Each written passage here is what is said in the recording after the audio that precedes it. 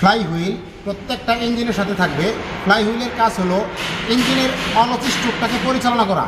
Piston থেকে যে পাওয়ারটা আসবে সেই পাওয়ারটা কিন্তু এই ফ্লাই হুইলে আসবে, আর এই ফ্লাই হুইল কিন্তু সেই পাওয়ারটা মজুত করবে। যে পিস্টনটা পাওয়ার দিচ্ছে পরবর্তী পিস্টনটা যেটা পাওয়ার স্ট্রোকে পৌঁছাবে তাকে পৌঁছানোর জন্য কিন্তু এই ফ্লাই হুইলটা ব্যবহার করা হয়েছে। এই ফ্লাই হুইল ছাড়া ইঞ্জিন চলবে না। এবং প্রত্যেক ইঞ্জিনের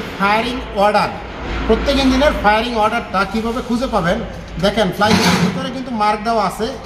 এইখানে দেখেন লেখা আছে 1-6 ফ্লাই হুইলের মার্ক। এবার 1-6 যাওয়ার পর আপনি কিছুক্ষণ ঘুরানোর পরে পাবেন 2-5। এই যে 2-5, এই 2-5 লেখাটা দেখা যায়, এটা হলো ফ্লাই হুইলের মার্ক। তারপরে আরেকটু ঘুরাইলে পেয়ে যাবেন 3টা। তাহলে এই 3টা জায়গায় ইঞ্জিনের ফায়ারিং অর্ডার পাওয়া যাবে। এই 3টা জায়গায় ইঞ্জিনের ফায়ারিং অর্ডার পাওয়া যাবে। তবে আরেকটা জায়গায় আরেকটা ভিন্ন মার্ক আছে, হলো যদি ইঞ্জিনের ফুয়েল পাম্প টাইমিং করেন তখন এই মার্কটা দেখতে হবে 10-25। এই 10-25 এই মার্কটা ফুয়েল পাম্প টাইমিংয়ের সময় এটা কাজে লাগবে। এটা হলো ফ্লাই হুইলের ফেস।